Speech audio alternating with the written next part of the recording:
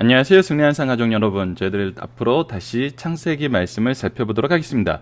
오늘은 위크스터디 10번째 시간으로 창세기 27장 1절에서 28장 22절까지의 말씀을 저희들 함께 묵상하는 시간을 가져보도록 하겠습니다. 승리한상은 말씀 중심 예배 중심의 성경 전문 교사를 양성하기 위해서 만들어진 성경 공부 교재입니다. 승리한상은 2017년 8월 창세기 27장에서 36장까지의 말씀을 함께 묵상하게 됩니다. 승리한 삶은 발행이신 박유일 목사님의 구속사로 조망한 성경 연속 강해집을 통해서 편집되었고요. 저희들 신약이 완간된 이후에 구약의 완간을 위해서 계속 노력하고 있습니다. 지금 현재 창세기가 계속 집필 중에 있고요. 올해 안에 창세기가 완간되게 됩니다. 최근에 완간된 창세기는 바로 소선지서입니다. 소선지서가 보시는 것과 같이 8권으로 완간되었습니다. 자, 저희들 위크스터디 시간에는 창세기 전체 구조를 보고 있습니다. 지금 원시 역사 부분이 1장에서 11장 부분인데 이 부분을 저희들이 2015년도에 살펴봤습니다. 그리고 저희도 이제 족장의 역사 부분을 이제 2017년에 다시 살펴보면서 올해에는 창세기 말씀을 마무리하게 됩니다.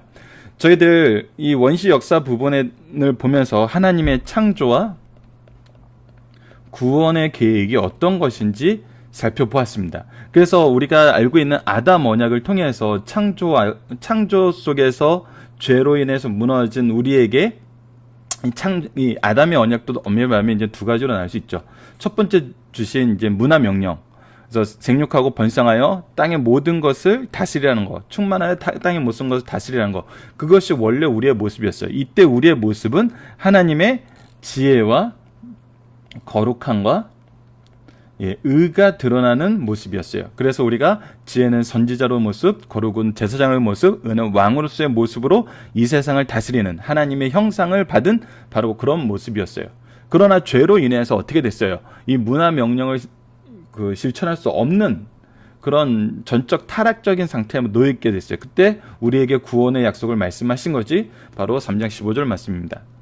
이 역사가 어떻게 성취되는지를 노아의 언약을 통해서 보여주셨고, 노아의 언약을 통해서 우리가 무엇을 살펴볼 수 있었냐면 그 노아의 가계도에 나타나는 그 이름들을 통해서 이름의 신학, 그 이름의 신학이 지금 구속사를 설명해 주는 내용을 보여줬어요. 이 구속사를 설명하는 내용이 구약 전체 역사에서 계속 나타나고 예수 그리스도를 통해서 성취되었으며 이 성취된 것이 우리에게 어떻게 적용되는지. 그래서 구속사는 하나님께서 계획하시고, 하나님 표시는 이제 삼위일체 하나님이니까 성부 하나님께서 계획하시고, 성자 예수님께서 성취하시고, 성령 하나님께서 우리에게 적용하고 계신다. 그래서 이 구속사는 철저하게 삼위일체 하나님의 사역이다. 이것이 우리의 신학의 핵심이거든요. 성경의 핵심이에요. 그래서 이것이 우리에게 은혜로움을 우리가 지난달 에베소서 말씀을 상고함으로써 다시 한번 이 은혜의 역사, 은혜의 신학을 우리가 확인을 했습니다. 그리고 그 은혜의 신학 안에서 우리가 어떻게 승리하는지도 봤죠. 자, 그런 내용이 이제 노아의 역사에서 우리에게 드러나고, 그리고 노아의 자손들을 통해서 이것이 어떻게 성취되는지, 하나님의 주권적 섭리에 의해서 이것이 성취됨을 우리가 살펴봤습니다. 그리고 이제 한 민족을 택하셔서, 한 사람을 택하셔서 이 언약을 이뤄나가면서 아브라함에게 주셨던 언약을 우리가 살펴봤습니다. 그리고 그것이 바로 이삭에게 계승되는 걸 봤어요. 그리고 우리가 이번 달부터는 무엇을 보냐면 바로 이 이삭의 역사가 야곱에게 어떻게 계승되는지를 봅니다. 야곱에게 어떻게 계승되는지를 보고 다음 달에는 우리가 이것이 요셉에 의해서 성취되는 걸 봐요. 그래서 하나님의 언약이 예수 그리스도를 바라보게 하는데 항상 중간에 무엇이 일어나냐면 하나님께서 이 완전한 이 구속사를 언약을 창세기 3장 15절에서 얘기하시고 이 구속을 계속 설명해 주시면서 그 시대에 하나님이 이 구원을 어떻게 성취하심을 보여주는 언약들이 또 존재를 해요. 그래서 아브라함에겐 자식과 땅의 언약을 주셨는데 자식의 언약을 성취하셨고, 땅의 언약은 모세와 이 여호수아를 통해서 성취하시고, 왕국의 언약은 다윗을 통해서 성취를 하세요. 그래서 그것이 언약 신약 안에 나타나면서 결국은 예수 그리스도를 통해서 나타난 이 영원한 세상, 이 하나님과 함께하는 천국의 언약이 어떻게 성취되는지를 우리에게 보여주고 그 언약의 성취를 통해서 우리가 하나님의 언약의 신실하심을 믿게 만드세요. 그것이 구속사의 흐름이고 그것을 설명해 주는 것이 바로 이 창세기 내용에 포함이 되었다는 거다. 그래서 요셉을 통해서는 하나님의 구원의 계획, 그리고 큰 민족을 이룰 거라는 계획, 이 일을 요셉을 통해서 어떻게 성취하시는지 하나님의 계획과 이 일하심을 우리에게 보게 하시고, 이 일하심을 보게 만들음으로써 우리가 무엇도 믿게 만들어요? 예수 그리스도를 통한 완전한 구원, 완전한 우리의 성화까지도 믿게 만드는, 예수님의 대속의 신앙을 믿게 하시는 하나님의 일하심을 우리가 볼 수 있어요. 그래서 이 언약은 예수님을 향하여 나가고 있고, 그리고 중간중간에 이것을 믿을 수 있도록 성취되는 구조로 계속적으로 우리에게 하나님께서 역사하세요. 그래서 언약의 신실하심을 믿게 하세요. 하나님의 말씀이 진리임을 믿게 하세요. 그래서 이 언약을 의지하는 계시 의존 신앙이 우리 신앙의 핵심인 것입니다. 하나님의 언약에 근거하여, 하나님의 언약을 의지하여 그것을 인정하고 의지하는 것이 우리의 신앙의 모습인 것입니다. 그렇기 때문에 첫 번째는 우리가 무엇을 해야 되냐면 하나님의 말씀을 알아야 돼요. 하나님의 언약이 무엇인가를 알아야 돼요. 그리고 이 언약이 어떻게 성취되고 있는가를 우리가 볼 줄 알아야 돼요. 이것이 바로 영적인 통찰력이에요. 영적인 눈이 띄어지는 거예요. 그랬을 때 우리가 무엇을 믿을 수 있어요? 앞으로 이루시겠다고 약속하신 하나님의 언약을 신실하게 믿을 수 있고 의지하게 되는 거예요. 그래서 우리의 삶의 모든 기준은 무엇이 돼요? 바로 하나님의 말씀의 성취, 하나님의 말씀이 기준이 되는 거예요. 그렇다면 그 말씀이 무엇입니까? 그 말씀이 무엇을 얘기하고 있어요? 우리가 에베소서를 통해서도 끊임없이 말씀을 나눴던 거, 우리가 하나님의 영광이 되고 우리가 하나님의 은혜의 게시판이 되고, 이것을 통해서 하나님은 무엇을 이루시길 원하냐면 예수님께서 승천하시면서 제자들에게 말씀하신 그것, 이 복음을 땅끝까지 전하는 것.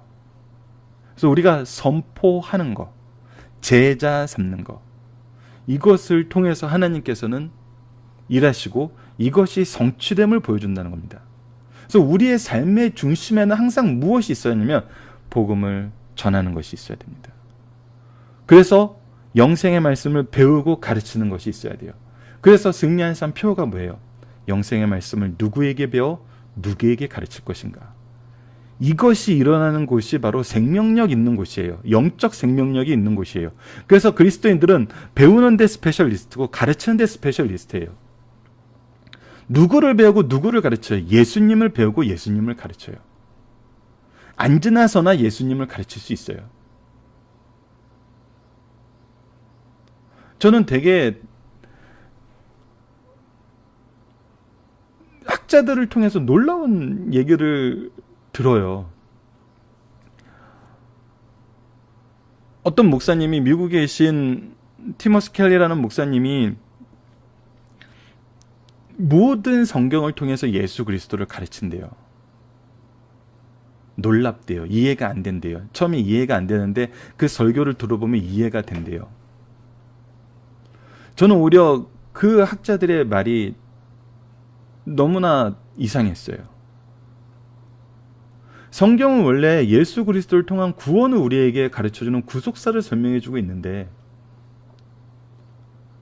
그래서 구약에 나타난 그 언약의 성취 하나하나도 결국 우리를 누구를 믿게 하려고 성취하셨던 거냐면 예수 그리스도를 믿게 하려고 성취하셨던 건데, 그 안에서 하나님의 속성이 지혜와 거룩함과 의가 나타나는 것인데, 이것이 예수님을 담는 것이고 예수님이 이것을 우리에게 회복시켜서 우리를 또 선지자로, 제사자로, 왕으로 세우신 것을 가르쳐주는 것이 바로 성경인데,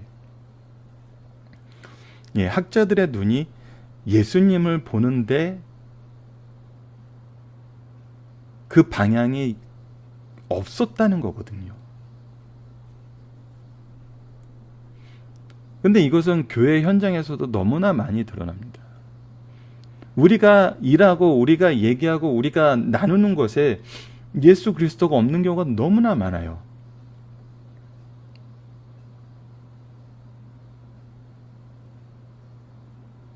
성경을 쓰면은 모세 오경을 보면은 모세의 얘기를 많이 해야 되고 바울 서신을 얘기하면 바울 서신을 많이 얘기해야 되는 것처럼 생각을 해요. 그래서 바울의 인간적인 감정, 인간적인 고뇌, 그 인간적인 그 철학, 그래서 막 거기에 감정이입을 하고,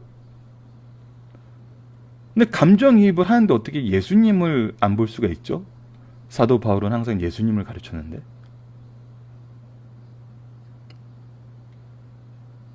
이것은 우리가 뭔가 잘못되고 있는 거예요.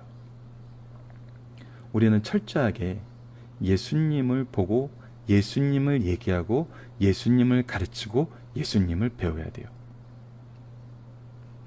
지금 이제 여름이 시작하면서 일부 교회에서는 여름 수련회나 성경학교를 끝냈을 거고 일부 교회에서는 이제 준비하는 시기에 있을 것입니다.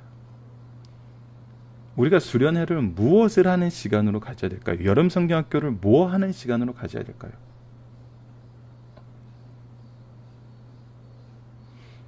신나게 놀고 신나게 막 재밌게 해서 아이들이 많이 오죠. 근데 그들 마음에 예수님이 소개되지 않으면 다시 교회 안 와요. 놀고 싶어서 왔던 거예요. 그런데 그들을 어떻게든 설득하고 어떻게든 이해시켜서 예수 그리스도를 제시하면 그들은 예수님이 머리 대신 교회로 다시 돌아오게 됩니다. 예수님을 향하여 나오게 돼요. 그것이 바로 성령의 역사임을 우리가 확인하게 된다는 것입니다. 자, 좀 사이드적인 곳으로 많이 갔는데, 그래서 바로 그 언약의 성취가 이삭에게서 어떻게 성취됐는지 우리가 지난번에 배웠고, 이제 야곱에게 이것이 어떻게 계승되는지를 봐요. 그래서 아브라함과 이삭과 야곱으로 이 언약이 계승되고 이 언약의 중심에 아브라함에서 이삭이, 이삭에서 야곱이 들어서는 걸 보게 됩니다. 그리고 나서 마지막 부분에 우리가 다음 달에 9월 달에 바로 요셉으로 이것이 이어지는 것을 볼 수 있죠. 자, 그래서 우리가 첫 시간이니까 좀 이 부분을 우리가 살펴봐야 됩니다.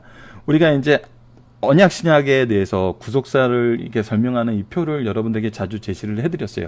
이번 달에는 이것을 자주 제시하진 않는데 오늘과 이번 주 내일 부분에서는 이것이 분명히 좀 소개돼야 되겠더라고요. 내용상. 우선 우리가 오늘 봐야 될 것은 이 아브라함의 언약, 약속의 언약이 무엇인지를 한번 쭉 살펴볼 것입니다. 그리고 아브라함의 언약이 이삭에게 어떻게 계승되었는지를 볼 거예요. 그것이 우리가 내일 살펴볼 본문 말씀이 있습니다.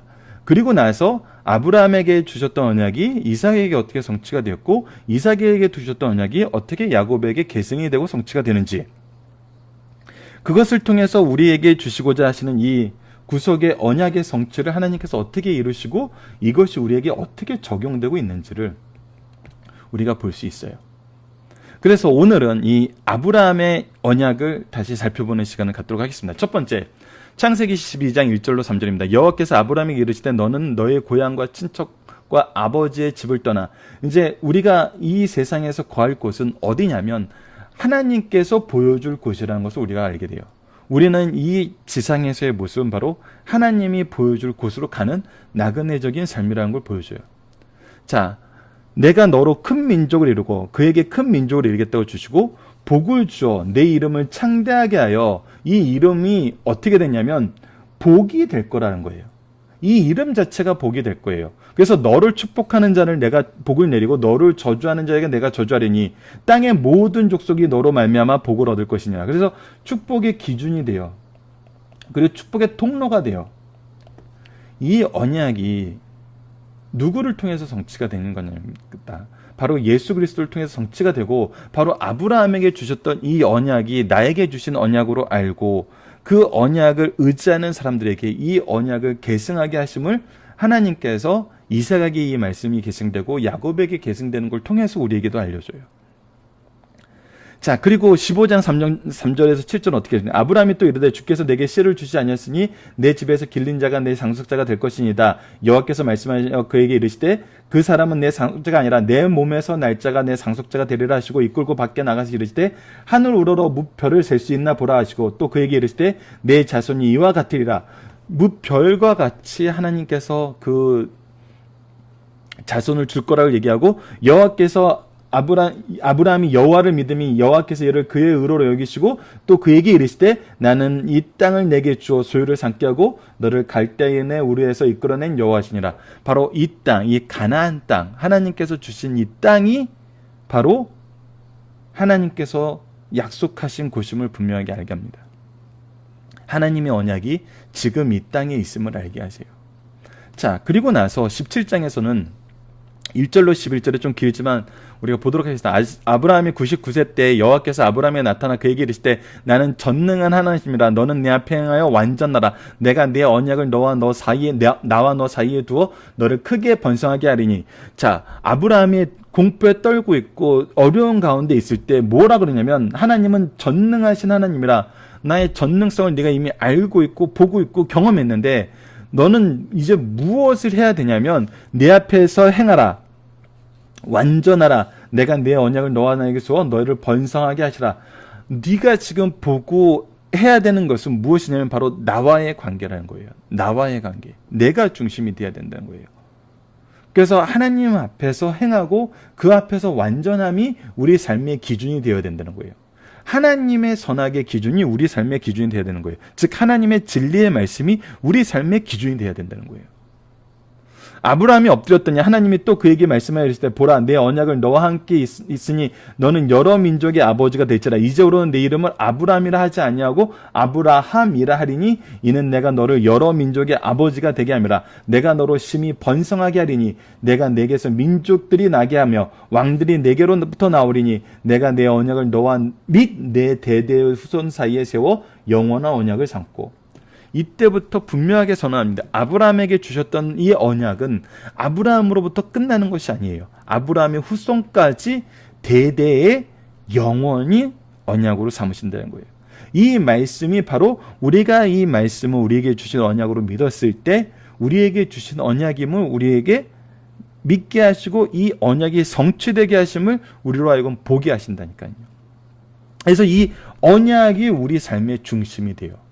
너와 내 후손의 하나님이 되리라. 바로 우리의 하나님이요, 나의 하나님이요. 내가 너와 내 후손에게 내가 거류하는 이 땅 곧 가나안 온 땅을 주어 영원한 기업이 되게 하고 나는 그들의 하나님이 되리라. 하나님이 또 아브라함에 이르시되 그런즉 너는 내 언약을 지켜 내 후손 대대로 지키라. 그래서 우리에게 이 언약을 주시고 이 언약을 대대로 지키게 하시고 이것의 한 모습으로 할례를 허락하시죠. 징표로, 표징으로. 이것이 누구를 통해서 성취되었어요? 바로 예수 그리스도를 통해서 성취되었어요. 완전한 믿음, 완전한 행위, 바로 예수 그리스도의 은혜로 성취되었음을 우리가 보게 돼요. 그래서 구약의 사람들은 이 언약을 바라보면서 소망하면서 믿었고 우리는 이 믿음의 성취를 보면서 믿어요. 그렇기 때문에 우리가 더 큰 은혜의 시대에 사는 거거든요. 창세기 22장 11절로 18절로 봅시다. 여호와의 사자가 하늘에서부터 그를 불러 이르시되 아브라함아 아브라함아 하시는지라. 아브라함이 이르되 내가 여기 있나이다 하매 사자가 이르시되 그 아이에게 내 손을 대지 말라. 그에게 아무 일도 하지 말라. 내가 내 아들 내 독자까지 내게 아끼지 아니했으니 내가 이제 내가 하나님을 경외하는 줄을 아노라. 아브라함이 눈을 들어 살펴본 적 한 순양이 뒤에 있는데 풀이 수풀에 걸려 있는지라. 아브라함이 가서 그 순양을 가져다가 아들을 대신하여 번제를 드렸더니 아브라함이 그 땅의 이름을 여호와 이레라 하므로 오늘날까지 사람들이 이르기를 여호와의 산에서 준비되리라 하더라. 이제부터 아브라함이 사는 삶의 모습은 뭐예요? 바로 이 여호와 이레를 보는 삶이었어요. 여호와 이레를 보는 삶. 앞으로 우리가 이삭과 야곱의 삶을, 이미 이삭의 삶을 살펴보았고 야곱의 삶을 살펴보게 될 텐데 무엇을 봐요? 바로 이 여호와 이레의 삶을 살게 돼요.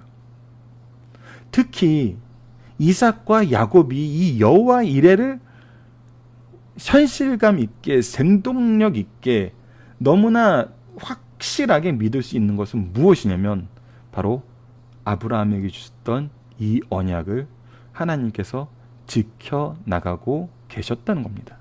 그래서 야곱이 봤을 때 아브라함에게 주셨던 언약을 하나님께서 성취하셨고 이삭에게 주셨던 언약을 성취하셨기 때문에 나에게도 이 언약이 성취되고 이 언약이 나를 위해 준비된 여호와 이레라는 것을 깨닫게 되는 거거든요. 우리는 앞으로 이것을 확인하게 됩니다. 하나님의 준비하심의 삶. 이것이 우리에게 승리의 확신을 주면서 우리가 세상을 이길 수 있는 힘이 되고 믿음의 근거가 되는 거예요. 여호와 이레. 나를 위해서 예수님을 보내주셨어요. 여호와 이레예요.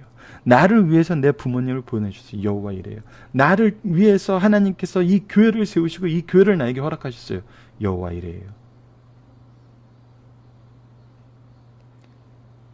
이것이 우리에게 주어지는 이 언약의 놀라움입니다. 여호와의 사자가 하늘에서부터 두 번째 아브라함을 불러 이르시되 여호와께서 이르시니 내가 나를 가리켜 맹세하노니 내가 이같이 행하여 내 아들 내 독자도 아끼지 아니었은즉 내가 내게 큰 복을 주고 내 씨가 크게 번성하여 하늘의 별과 같이 바닷가의 모래같이 되게 하리니 내 씨가 그 대적의 성문을 차지하리라. 또 내 씨로 말미암아 천하 만민이 복을 받으리니 이는 내가 나의 말을 준행하였음이나 하시나. 자, 분명하게 무엇을 선언합니까?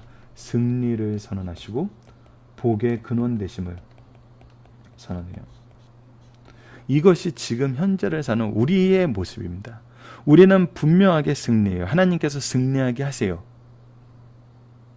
우리가 여호와 이레 안에서 살 때 실패하고 패배할 리가 없어요. 승리해요. 그리고 복의 근원이 되게 하세요. 자, 여기서 다시 한번 강조합니다. 승리의 기준이 뭐고 복의 근원의 기준이 뭡니까? 바로 예수 그리스도입니다. 여러분들이 악을 행하는 것을 승리의 기준으로 삼지 마세요. 여러분들의 욕심이 성취되는 것을 승리의 기준으로 보지 마세요. 돈을 퍼주는 것만이 복의 근원이라고 생각하지 마세요. 철저하게 이 승리와 복의 근원은 예수 그리스도입니다. 이것은 이미 우리가 에베소서에서 또 너무나 깊이 있게 묵상을 했잖아요.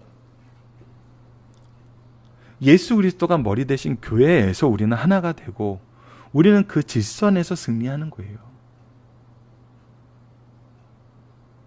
그렇기 때문에 예수님이 우리의 복의 근원이에요.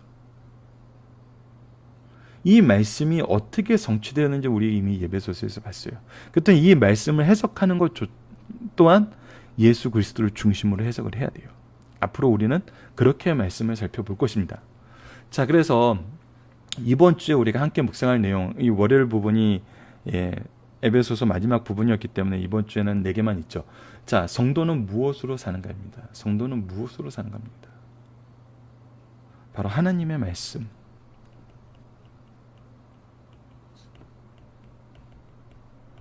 성경, 이것을 통해서 우리가 무엇을 봅니까? 하나님의 언약을 봅니다. 언약이 어떻게 될 봅니까? 성취됨을 봅니다. 그래서 무엇을 기대합니까? 이 언약이 나를 통해서도 성취될 것을 소망합니다. 이것이 믿음이고 이것이 소망이고 이거 안에서 행동하는 것이 바로 사랑이에요. 그래서 이 안에 믿음의 역사가 있는 거고 소망의 인내가 있는 거고 사랑의 수고가 있는 거예요. 이것이 구속사 안에서 사는 사람들의 모습입니다. 결국 우리는 말씀으로 살아요. 예수 그리스도를 통해서 살아요. 이 삶을 우리가 이제 야곱의 인생을 통해서 살펴보도록 하겠습니다. 이번 주 말씀도 우리 함께 심도 있게 나누고 이 말씀을 깊이 묵상하며 삶의 기준을 삼는 승리의 삶 가족 여러분들 되길 기도합니다. 감사합니다.